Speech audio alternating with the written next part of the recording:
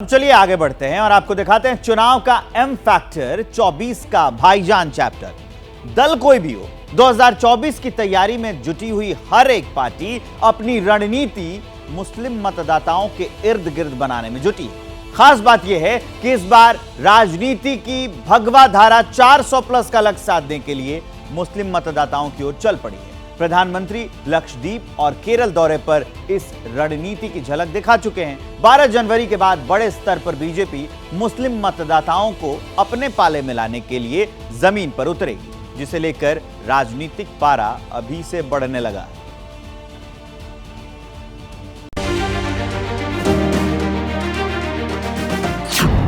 Left और कांग्रेस के गठबंधन की सरकारें थी, तब तक मुस्लिम बहनें ट्रिपल तलाक से परेशान थी।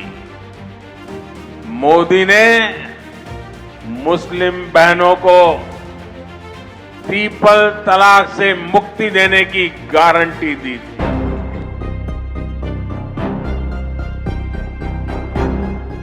मुस्लिम लेडीज इस बात को भूल गई हैं या भूल जाएंगी कि जो उनके साथ जुल्म ज्यादती हुई है, उनके शौहर मारे गए हैं, उनके नौजवान लड़के मारे गए हैं। 6 दिसंबर को मस्जिद किसने शहीद की, किसने डिमोलिश किया है बाबरी मस्जिद 6 दिसंबर के दिन, तो मुद्दा जिंदगी रहेगा। ये बीजेपी हमारे सबसे बड़ा शत्रु, चाणक्य शत्रु, दीनेर शत्रु, ईमानेर शत्रु।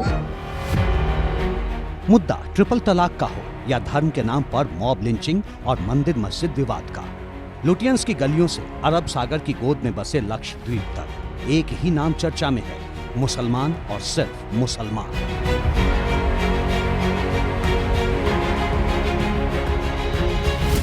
दिल्ली विजय के सबसे बड़े दंगल का आगाज होने में अभी वक्त है, लेकिन सियासत की बिसात नेताओं की जमात के साथ मुस्लिम मतदाताओं की ओर बिछने लगी है। कांग्रेस, समाजवादी पार्टी, राष्ट्रीय जनता दल, जेडीयू, टीएमसी या फिर असदुद्दीन ओवैसी की पार्टी AIMIM, कितने ही ऐसे दल और इनके नेताओं की राजनीति मुस्लिम मतदाताओं के इर्द गिर्द विस्तार लेती रही है। लेकिन इस बार हिंदुत्व की राह से एक कदम आगे बढ़कर भगवा सियासत मुस्लिम मतदाताओं के दरवाजे पर दस्तक दे रही है, नए प्लान और नए अभियान के साथ। एक बड़ी आबादी है मुस्लिम महिलाओं की देश के अंदर। इसमें जो भारतीय जनता पार्टी उन महिलाओं को खासतौर से फोकस कर रही है जिनको इन योजनाओं का लाभ मिला, और हमने कुछ ऐसी महिलाओं को भी बुलाया है जिन्होंने समाज के लिए काम किया है, जिन्होंने मुस्लिमों के लिए काम किया है, जो NGO के रूप में इस तरह से जो समाज का प्रतिनिधित्व करती हैं, ताकि उनकी जो आवाज़ है, उनके जो अनुभव हैं, वो मुस्लिम महिलाओं तक आसानी से पहुंच सके, आसानी से जा सके और वो समझ सकें कि मोदी जी ने क्या क्या है, किस तरह से भाईजान ने बहनों के लिए काम किया है। यूं तो 19 सितंबर 2018 को ट्रिपल तलाक कानून वजूद में आने के बाद से ही बीजेपी ने मुस्लिम समाज की महिला मतदाताओं को अपने पाले में लाने की कवायद शुरू कर दी थी।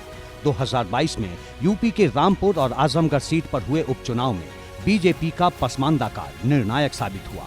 अब केंद्र की सत्ता में बड़ी विजय के साथ वापसी की छलांग लगानी है। नतीजा, बीजेपी ने पसमानदा वाली रणनीति का कैनवास और बड़ा कर दिया है। मुस्लिम मतदाताओं, खासकर इस वर्ग की महिला मतदाताओं को अपने साथ लाने का बीजेपी का प्लान यह है कि केंद्र सरकार की योजनाओं के लाभार्थियों के जरिए यह संदेश दिया जाए कि पूरे देश में हर तबके का विकास मोदी सरकार में ही संभव है और भाजपा की नीति सबका साथ, सबका विकास की है। क्षेत्र और राज्य के लिहाज से बीजेपी ने अलग अलग कार्यक्रम तैयार किए हैं। मसलन यूपी में शुक्रिया मोदी भाईजान कैंपेन, पश्चिम बंगाल में मोदी दादा, महाराष्ट्र में मोदी भाऊ और तमिलनाडु में मोदी अन्ना। बीजेपी के इन कार्यक्रमों का चेहरा खुद प्रधानमंत्री मोदी है। मुहिम को धार देने के लिए केंद्र सरकार की कल्याणकारी योजनाएं बीजेपी का सबसे बड़ा हथियार हैं और बीजेपी का टारगेट सरकार की योजनाओं से लाभ लेने वाले लाभार्थी हैं। बीजेपी का प्लान मुस्लिम समाज तक ये संदेश पहुंचाने का है कि 2014 के बाद से न सिर्फ देश के विकास का पहिया तेज गति से घूमा है, बल्कि बिना किसी भेदभाव के मुस्लिम परिवारों को भी मकान, बिजली, नल से जल, बिजनेस के लिए लोन, मुफ्त राशन और कौशल विकास जैसी योजनाओं का लाभ मिला है। इसकी झलक पीएम मोदी के लक्षद्वीप दौरे पर भी दिखाई दी, जहां सबसे ज्यादा 95% मुस्लिम मतदाता हैं। लेफ्ट और कांग्रेस ने लोकसभा और विधानसभा में महिलाओं को रिजर्वेशन देने वाला कानून बरसों तक लटकाए रखा। नारी शक्ति वंदन अधिनियम अब कानून बन चुका है। दरअसल आमतौर पर माना जाता है कि मुस्लिम मतदाता और बीजेपी के बीच लंबी खाई है। कांग्रेस समेत विपक्ष के तमाम दल इस खाई का फायदा उठाते आए हैं। 2014 में बीजेपी को मुस्लिम समुदाय का महज 9% वोट मिला था। वहीं 2019 में ये आंकड़ा घटकर 8% तक पहुंच गया था। बीजेपी ने आने वाले लोकसभा चुनाव के लिए 400 प्लस सीटें जीतने का लक्ष्य तय किया है और बीजेपी नेतृत्व अच्छी तरह से जानता है कि ये लक्ष्य मुस्लिम समुदाय के बिना मुमकिन नहीं है, क्योंकि 115 लोकसभा सीटों पर मुस्लिम समुदाय की आबादी करीब 20% से भी ज्यादा है। इन सीटों पर मुस्लिम आबादी का सबसे ज्यादा समर्थन कांग्रेस या क्षेत्रीय दलों को मिलता रहा है। यूपी में समाजवादी पार्टी, बंगाल में टीएमसी, बिहार में आरजेडी और जेडीयू, जबकि दक्षिण भारत और सेंट्रल इंडिया के हिस्सों में कांग्रेस को मुस्लिम वोट बैंक का बड़ा हिस्सा मिलता रहा है। CSDS के आंकड़ों के मुताबिक करीब 150 से ज्यादा ऐसी सीटें हैं जहां बीजेपी और कांग्रेस के बीच सीधी टक्कर है। इन सीटों पर 72 से 78% मुस्लिम वोट कांग्रेस के हिस्से में आता है। यही वजह है कि अब बीजेपी की रणनीति बदली हुई है। लेकिन सवाल है, क्या मुस्लिम मतदाता बीजेपी पर भरोसा जताएंगे? माइनॉरिटी की जो महिलाएं हैं उनमें बीजेपी के प्रति एक सिंपैथी है और खासतौर पे जो तमाम तरह तरह के इन्होंने स्कीमें लॉन्च की जिससे महिलाओं को बेनिफिट हुआ, 3 तलाक का इशू था, उससे उनको ये मैसेज गया कि हमारी चिंता करने वाली भी कोई सरकार है। 2019 में जहाँ पे उज्ज्वला योजना पहुँची थी वहाँ पे मुस्लिम इलाकों में वोट मिले हैं और जो हम लोगों को अपने ऑब्जर्वेशन में चीज़ें समझ में आई, जिनको आवास मिले थे उस इलाके में न सिर्फ जिनको आवास मिला वो बल्कि तमाम दूसरे लोगों ने भी वोट किया। जिन बूथों पे बीजेपी को वोट नहीं मिलता था मुस्लिम इलाके में, वहाँ पे वोट मिले हैं। तो ऐसा संकेत है कि आने वाले दिन में मुस्लिम कम्युनिटी से ज़्यादा वोट मिलेगा।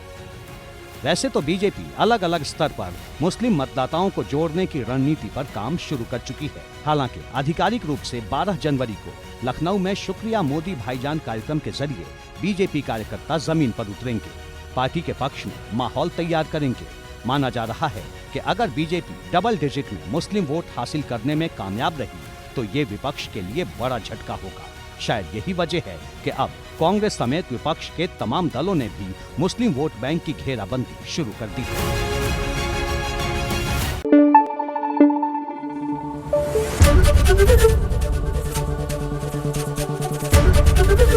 ABP न्यूज आपको रखे आगे।